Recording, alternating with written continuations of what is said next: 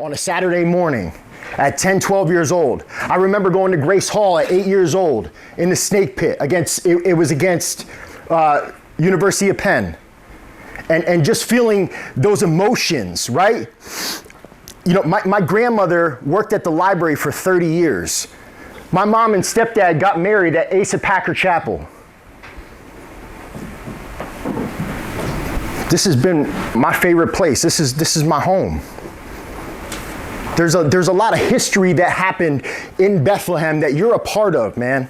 That you're a part of. Do you remember when you were 8 years old? When you were 8, 9, 10 years old, watching wrestling, watching, you know, the bigger guys in college and watching the world champ, the NCAAs? You remember that? You're here. You're here. You're the person that kid looks at. You're the person that he looks up to. What you used to, dream to be is now your reality. That's cool, man. That's super cool. I was supposed to be a farm boy. That place that you went to in Benton, that retreat, my family still owns a 365-acre working farm 10 miles from there in Bloomsburg, Pennsylvania. I come from an area where work ethic is more important than actual intelligence, meaning how much you can work in a 24-hour period is more important than what you get on your report card. That's the environment that I come from. Right? And I learned so many principles from the farm that I still carry into my life today. My grandfather was one of the greatest horse trainers that I've ever seen. People would come from miles around to have him train their horses. And I would go out to the barn with him and I would watch him break a new horse. And he would go out there with a little bit of corn in his pocket. And he would go up to the horse and he would go, and he would get that young horse to come to him, right? And what that taught me was all relationships are built on trust. All relationships move at the speed of trust. Nothing happens without trust. And I'm not talking about with another person. I'm talking about with yourself. Self-esteem happens when I complete the tasks that I said that I was going to do. All relationships move at the speed of trust, especially the one with yourself. Rule number 2 was, on the farm, they woke up at the ass crack of dawn and they fed their animals first. It was non-negotiable. They woke up and no matter how they felt, no matter what was going on, no matter what the weather was like, they fed their animals. It's non-negotiable. It's not up for discussion. You got to have some non-negotiables in your life. It's very important that you have non-negotiables in your life. I know what my non-negotiables are. I'm not going to a bar. You won't find me at a strip club. There's certain places and certain people that I just don't associate with. It's non-negotiable. It's not up for discussion. What are your non-negotiables? Rule number 3. If I had 4 hours to cut a tree down, I would spend 2 of them sharpening my axe. If I had 4 hours to cut down a tree, I'd spend 2 of those sharpening my axe. Make sure you're sharpening your axe. Forever. Keep it sharp. Rule number 4, and the last one. One workhorse by himself can pull 1,000 pounds. One workhorse. But 2 workhorses working together can pull 2,500 pounds, almost 1.5 what one can alone. Science has never been able to explain this. Who's your workhorse? Who's your accountability partner? Imagine what you can pull together. I watched 200 Amish people lift up a 100 by 40 foot barn. 200 men picked it up, moved it 300 yards. Incredible. What can you do together?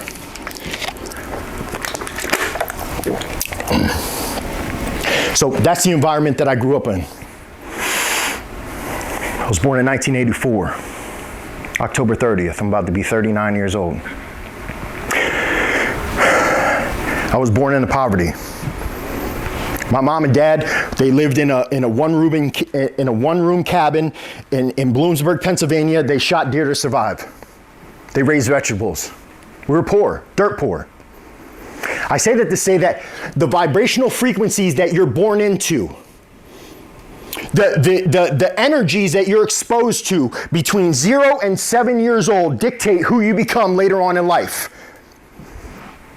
Your viewpoints, your belief system, the way that you talk, the way that you walk, the way that you dress, everything is culminated between 0 and 7 years old. It's your developmental years.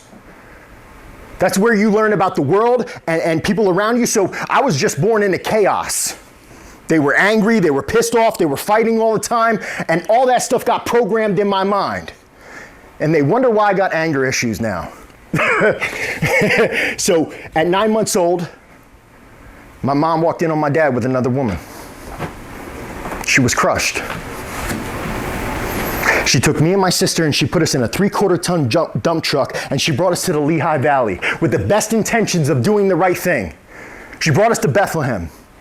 She was 24 years old. She was scared, no job skills, no life skills, not knowing what to do, just a broken-hearted little girl with 2 little kids, determined to make it.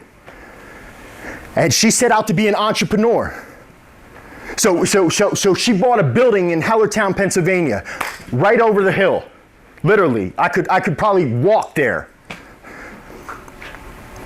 She put the walls in. She saved up $2,567 and she bought a building. It was an old bank.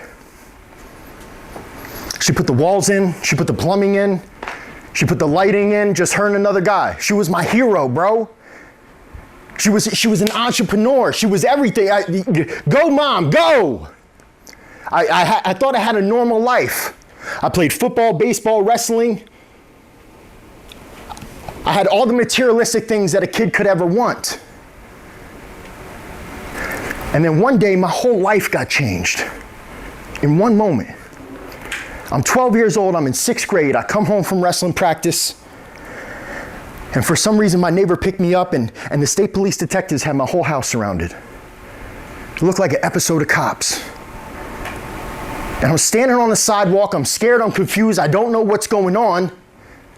And I see my mom get carried out in handcuffs like this. That's the day I found out my mom was running a prostitution ring. And I was broken. I was crushed, bro. I went to school and all the kids made fun of me.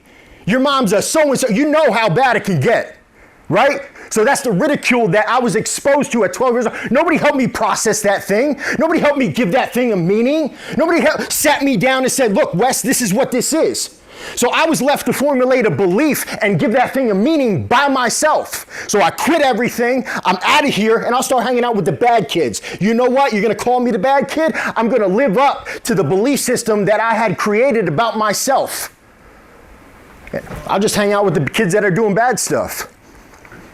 And in that world, the crazier you are, the more wild stuff you do, the more you're accepted, right?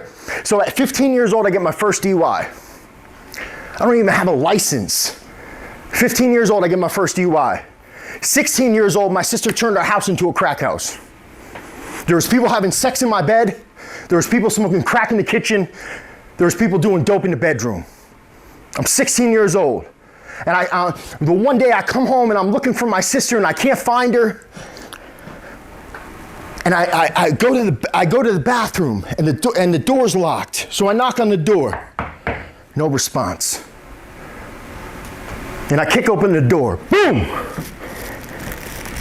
And there's my sister. Dead on the floor. She was blue in the face. She was unresponsive. She had overdosed on fentanyl. And I gave her CPR resuscitation. And I brought her back to life that day. She just graduated with a bachelor's degree last year. 2 minutes later, she'd have been gone. That's how quick life goes, man. This thing is precious. Every day you need to wake up and say thank you for the life that you have and the opportunities that you have. Be grateful every single day for the life that you have, for the things that you've been given, for just the fact that you can show up, man. It's precious. So I saved her life that day, and you know what? I'm filled with this anger and this resentment, and I don't like myself. And you know what? Why did you do this to me? Where's my dad at? Why do the cops keep messing with me? I blamed everyone and everything as to why I keep ending up in the same place. So I go to college. I go to this place called Penn Tech in Williamsport, Pennsylvania. Right? It was 8-1 girl to guy. It was terrible. And in that time period, I went for civil engineering. I think through my due diligence, there's a couple of civil engineers in here. Or at least they're going to school for civil engineering. In that time period, I got 3 DUIs and 7 underage drinking charges. The state of Pennsylvania took my license for 22 years. Some of you guys aren't even 22 years old. Never once did I think, could it be me? Never once did I want to take a look in the accountability mirror. I wanted to blame everything and everyone around me as to why I get the results that I get, right? So I know what I'll do. I'll change locations. I'll change schools. I'll change teams, right? I'll change my environmental circumstances and maybe think everything will be different, right? Listen, you can go anywhere in the world, baby. You're going to take you with you. Anywhere in the world. You're going to take you with you. So I moved to Philadelphia. That's my bright idea. I'm out of here. See you later, Lehigh Valley. Peace. I moved to Philadelphia, taking me and my bad decisions with me. Long story short, I get hurt at work. I get prescribed prescription pain medication, and I end up being a homeless heroin addict in North Philadelphia in the Kensington section. I saw the darkest side of evil. I was 50 pounds less than I am right now. I was malnourished. I was dehydrated. I had abscesses up and down my arms, bro. I defecated on the public sidewalk. I saw things that nobody should ever see. And as I'm standing in the middle of the street selling bottles of water for $1 a piece like this, and I remember the look on the cars' faces as they would pass, and the look of disgust. How did I get here, bro? How did I get here? I was a good kid. I didn't ask for none of this. How did I end up here? And I couldn't see it then, but I could see it now. How all my decisions throughout my entire life led me right to that moment right there. Your life is a sum total of all the decisions that you've ever made, the books that you read, and the people that you surround yourself with. If you ever wonder why I get the results in my life, take a look at those 3 things. The decisions that you make, the books that you read, and the people that you surround yourself with. You are the average of the 5 people you spend the most time with. Not only that, you are going to earn within 10 to 15,000 a year at close to the 5 people that you spend the most time with, right? Studies have been done. I've researched successful people for the last decade, right? So the beauty part is, one day, I dropped to my knees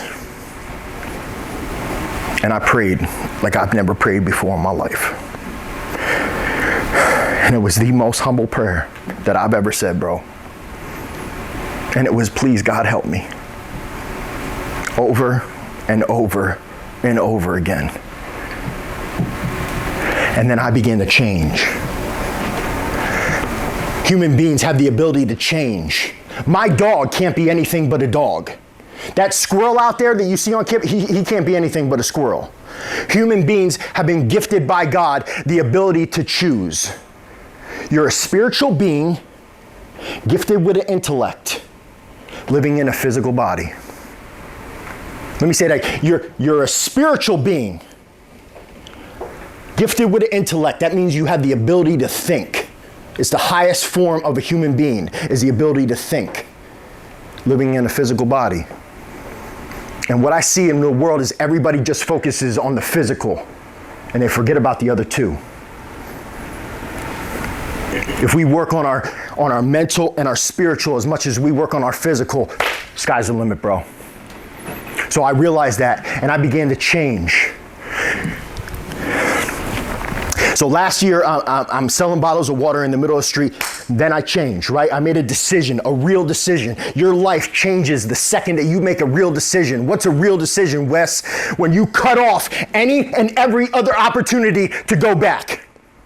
A real decision says, I'm either gonna die or I'm gonna succeed. I just rode my bike 500 miles to South Carolina. I just got back last Tuesday. 500 miles, bro, on a bicycle. My quads are beast right now. I got to the starting line in Virginia and I flipped that switch. They're gonna take me off this mountain on a body bag or I'm ending up at my destination. That's it. That's a real decision. 500 miles to South Carolina because I made a decision. I'm gonna get to that in a second though. So I made a real decision that I'm gonna cut off any and every other opportunity except to go forward. I'm not going back there anymore. It's done, right? And then I began to reprogram my mind. Remember I told you 0 to 7 years old is your programming years, right? Everything, look, if you were born into a French household, you'd be speaking French right now. But you were born into an English-speaking family, so therefore we speak English, right? So I had to reprogram my mind for success. And that's exactly what I did. And then I get a job as an ironworker welder, right? I'm an ironworker welder, I'm 6 foot tall, 230 pounds of pride and ego, right? I'm a farm boy. I killed deer, you know? So last year I'm selling bottles of water for $1 a piece. Now I'm making 80 grand a year. It's like I hit the lotto, right? When you're 27 years old, you don't know the difference, whether it's 80 grand or 800 grand. So I got the girl, she's down to do whatever. I got the apartment, I'm driving without a license. I got all the physical things that I thought that were supposed to make me happy. And I'm looking down the barrel of a 9mm. Because I'm miserable. I'm angry. Success without fulfillment is the ultimate failure. Success without fulfillment is the ultimate failure. I was trying to fix a spiritual void with a physical thing, bro. You can never fix a spiritual void with a physical thing. I don't care how big it is. I don't care how many titles you get. I don't care how much money you make. I've seen billionaires ready to blow their brains out. Because success without fulfillment is the ultimate failure. I learned that at 27 years old. And I did the craziest thing I've ever done in my life. I walked away from it all. How could I have everything that I thought that I wanted and just give it all back, right? And that's what I did. I walked in, told the job I gotta go, told the girl she's gotta go, told the landlord I gotta go, and I sold my car after driving without a license for 9.5 years. And this guy bought me a bicycle. And I moved into a recovery house in Allentown next to a 70-year-old guy who had killed 2 people. His name was Frank. He was an OG. Talking about humility. All I had was a bag of clothes and my prayers, man. I didn't know how I was gonna pay my rent. I didn't know how I was gonna get by. All I knew was that life was way too short to go through unhappy and unfulfilled. It's too precious, man. So I start riding a bicycle. I'm 30 years old. I'm riding a bicycle, bro. I'm riding all over town and everything in my head is telling me, bro, they're laughing at you. Look at you. You're 30 years old. They're laughing at you. You're riding a bicycle, bro. To this day, I don't know who they are. There's never been a they. The they is the 6 inches between my ears that keeps me from my dreams. The they is the 6 inches between my ears that keeps you from your dreams. There is no they. It's the inner dialogue that I have with myself.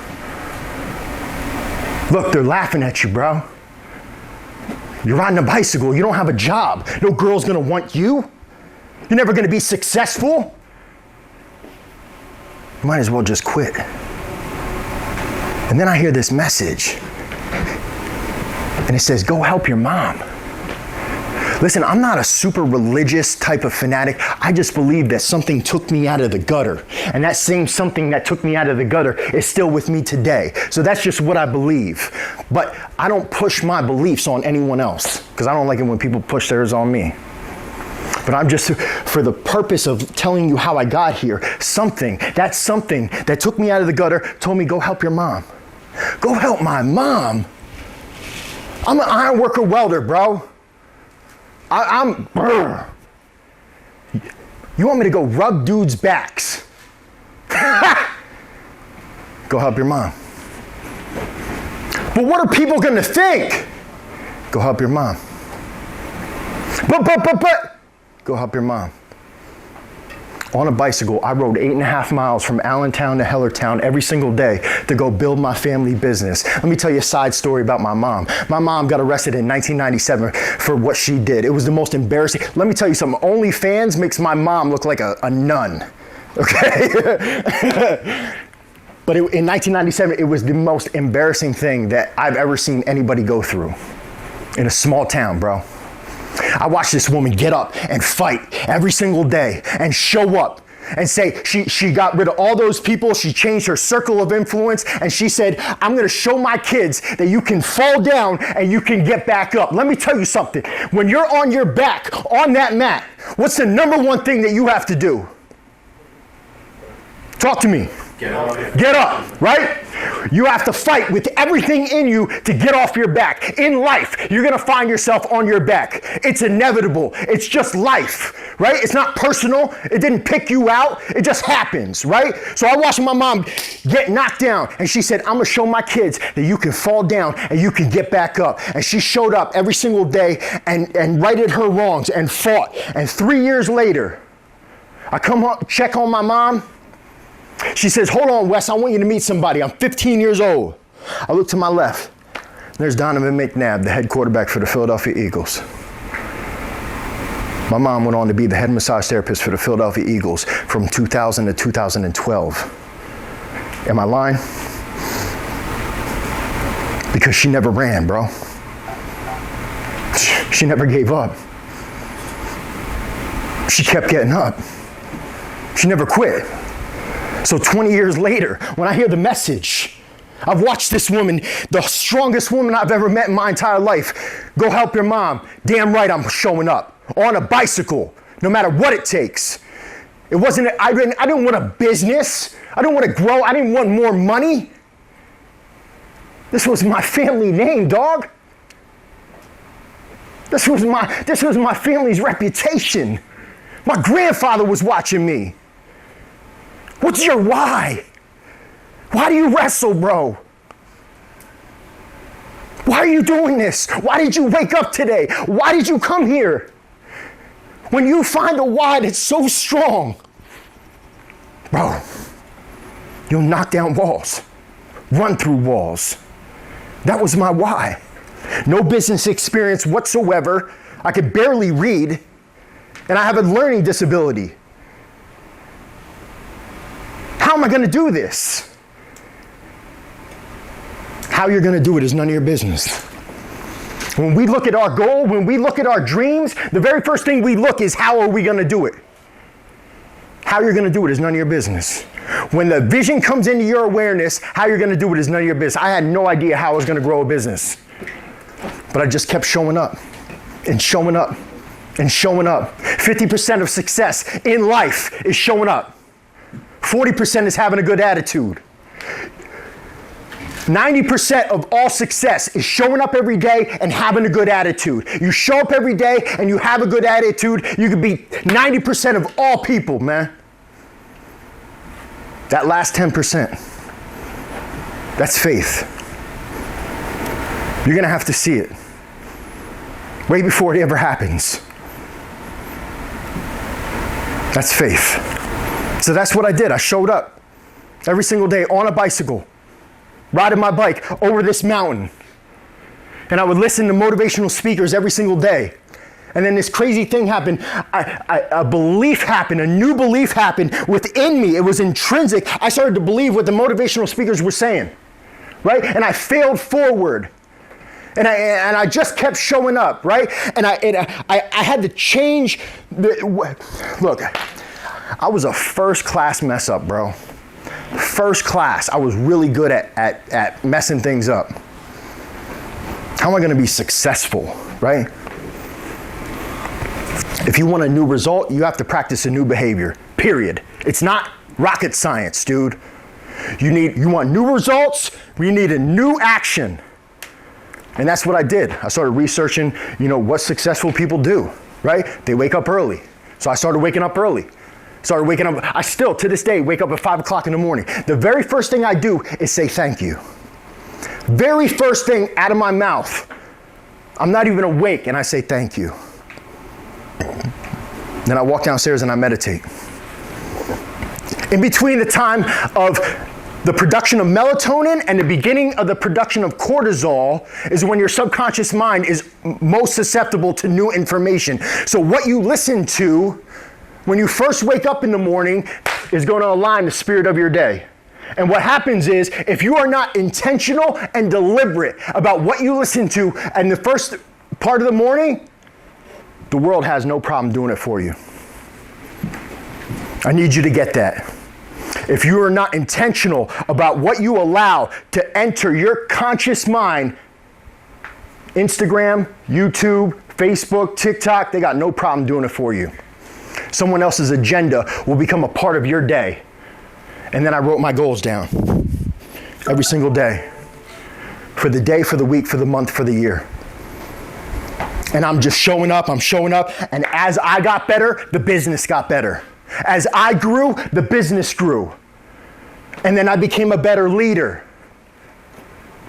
And then I began to attract the best in the world, right?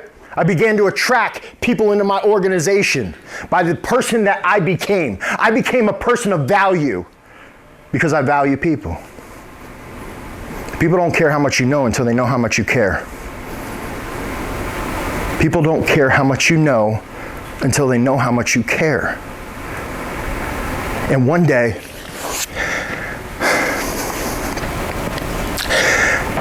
I'm getting ready to jump on my bike, and my 4-year-old daughter comes out on the porch.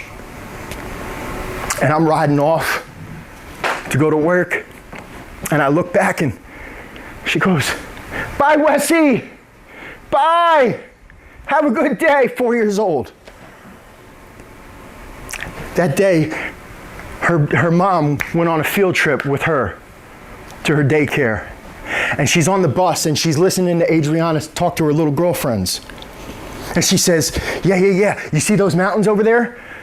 My mom's boyfriend, Wessie, he can climb those. Yeah, he rides a bicycle and we go to Florida and he could do it. He could do it. Yep. I was her hero. I was her hero, bro.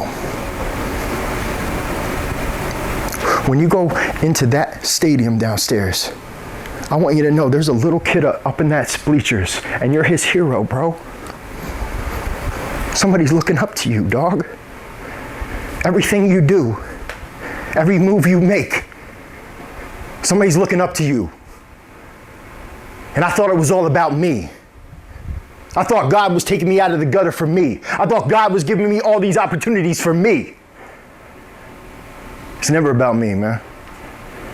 Success is when I try to change my life. Significance is when I try to change yours.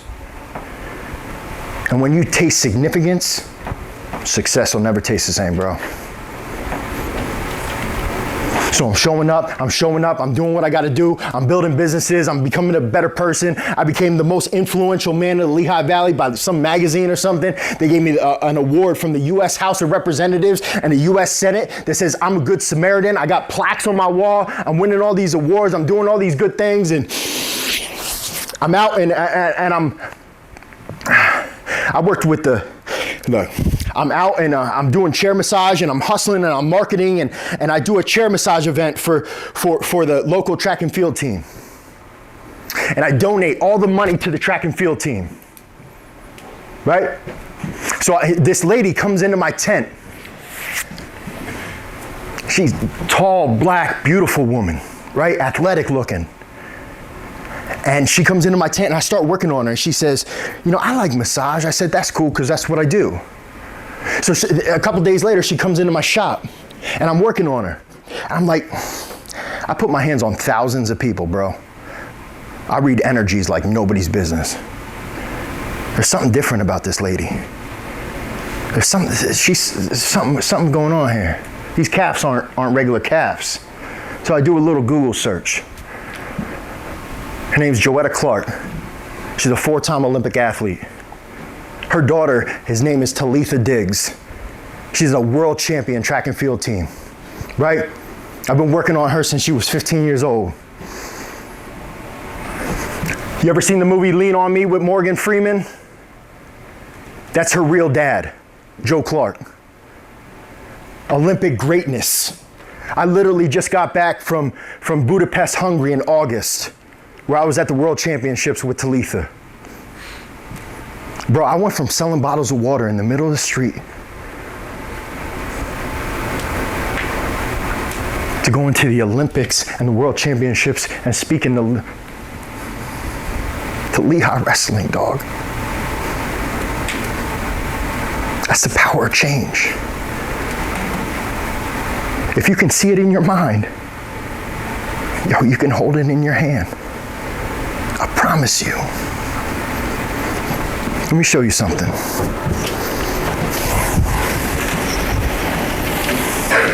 You guys like that? You good? Yep. Keep going? Yep. Outstanding. So this is a good representation of the mind, right? This is Dr. Thurman Fleet. I'm a weird dude. All I do is sit home and study dead masters, right? Dead masters, and I research stuff. And I always wondered, yo, how did I get the results that I get? Right? That's always been a question. Or better yet, how do I get new results? I need better results because I'm 50 pounds less than I am right now and I'm a homeless heroin addict. I need some new results, right? And then the first time that I saw this, I was blown away, okay? Because it really depicts how we get results in our life. So this is the mind. Nobody's ever seen the mind, so this is a representation of the mind. The mind and the brain are different, okay? The mind is controlling the brain. The brain is like the chemical and electrical switching station that moves all your parts, and it does it automatically, right? Here's your subconscious mind, and here's your conscious mind, okay? So when you're a kid, or maybe even now, you're learning a new shot, right? Or a new move, or something new, or you're in school and you're learning a new subject, you're doing all that in your conscious mind, right? But once that idea or thought or procedure goes into your subconscious mind, in here, it's automatic responses, right? You don't think about your shots. You don't think about your moves. If I go in on you, you're gonna sprawl automatically, right? It's your automatic responses. This is the most powerful thing that I've ever seen, ever, is if you can reprogram your subconscious mind. And that's what I was doing, that whole process. I was changing the way that I respond to life, the way that I respond to myself. You don't think about blinking. You don't think about breathing. If you were consciously aware of your heart rate, you would go nuts, right? So there's a difference between your conscious and your subconscious mind. This is your body. It's controlled by the mind, right? This is a result or a behavior, okay? Or an action. This is a thought. I believe that we have positive and negative thoughts. These are your 6 intellectual faculties of the mind, right? I had a belief that I wasn't smart. And the reason I had a belief that I wasn't smart is because I didn't do well in school. And then I developed these intellectual faculties of the mind to the point where I'm at today, and I'm brilliant. This is your ability to focus on one thing, even with the presence of outside distractions. How long can you focus on one thing? Memory. You have a perfect memory. Perfect. It remembers everything that you've ever done in your conscious mind, right? That's why we can go back into our memory when we were a little kid and you can remember it like that, right? You don't have a memory problem, you have a recall issue. Your memory is perfect. Imagination. This is your ability to think thoughts. This is your ability to be creative. Okay? This is your ability to create visions. This is your ability to see it before it even happens. Perception. When you change the way that you look at something, the thing that you look at begins to change. It's a change of perception. Reason. This is your ability to reason, to dictate whether you believe something or not. And intuition.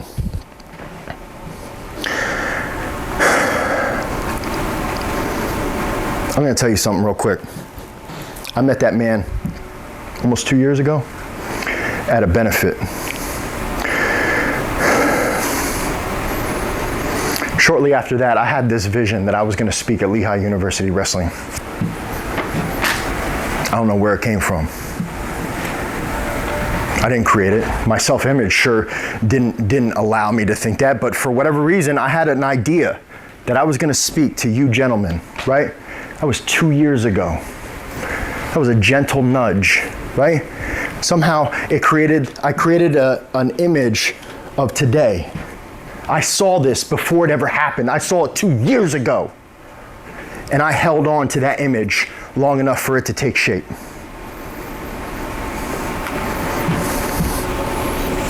I'm gonna get back to this. Thought goes into your conscious mind. This is where you have the ability to accept or reject any thought that comes into your conscious mind. So if you have, I think he called it weeding the garden. I have a garden at my house. I just ripped it apart yesterday. If I just leave it go and I come back in 3 months, it's gonna be all weeds, right? So you gotta weed those negative thoughts. When it comes into your conscious mind, that's when you have the ability to accept or reject any idea that comes into your conscious mind. Anybody know your 5 senses? What are they? Taste, touch, smell, sight, taste, and hear. Bang. This is also known as TikTok. This is how you take in information. IG, Facebook. What other ones? What's that app for wrestling? Flow Wrestling. Yeah. Flow Wrestling, yep. Right? And the news. This is how you accept information into your conscious mind, right? Now you have the ability to accept or reject any idea that comes into your conscious mind. So if this idea does not serve your best good, if this idea does not serve your goals or your dreams, you have the ability to get rid of it. Doesn't serve you. Create a new one. Anybody know how many thoughts you have per day? 20? Did somebody say 20? 60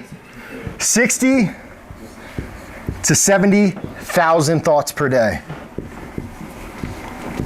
Right? And if you're that guy, you have a lot dirty thoughts. I didn't point to anybody. Everybody's back there looking at it. Is it me? This is a picture of the mind. This is a dirty mind. So look, the thought comes in here, right? Once you accept any idea, this is the line of reasoning. This is what separates the two minds, okay? So once an idea comes in here and it's worth believing, you then accept it into your subconscious mind and it gets stored in there, okay? Then, once it's in here, it automatically expresses itself in your body. That's called a feeling. So if you have an embarrassing thought about that thing that you did 5 years ago, you kind of get clammed up. Or better yet, when you're about to wrestle in front of 2,000 people at the national championships and everybody's watching you, get a little nervous, And you have an emotional response within your body. You clam up, right? Get a little jittery, right? You gotta shake off some of that energy, right? That's what's happening. Based on your feelings, you then create a result or a behavior. Do you see that? The thought comes in, you accept it as truth, it creates a feeling, and then you make a behavior, right? Everybody wants this. Everybody wants new results. And everybody focuses on the results. Focus on this. Make the unconscious conscious. Focus on this, and this will automatically change. I promise you. I'm living proof, bro. Check this out. All your personal power is in between here.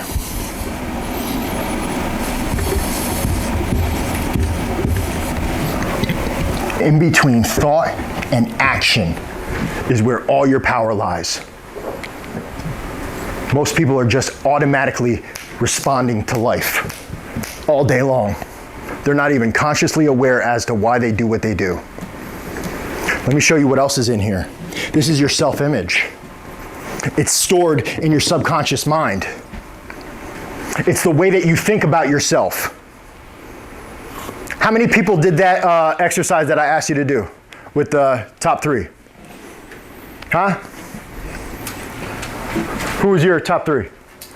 Jordan Burroughs, David Taylor, and R.C. Fitzhugh. Mine was David Taylor, Brett Metcalf, and Ed Ruth. Yeah. Anybody? Jordan Burroughs, Adeline Gray, Kerry Cola. Nice. Oh, I'm sorry, gentlemen, for those of you that didn't know, I asked them to write down their top 3 favorite wrestlers, right? Their personal favorites. Anybody else do it? Go ahead. I got Ed Ruth, Bryce Meredith, and Jason Knoll. Yeah. Gilman, Metcalf, and Rutherford. Nice. Burroughs, Rutherford, and Schultz. Cool. Outstanding. McElravy, Satino, Nicolette. Dope. Yeah. Anybody else just, their top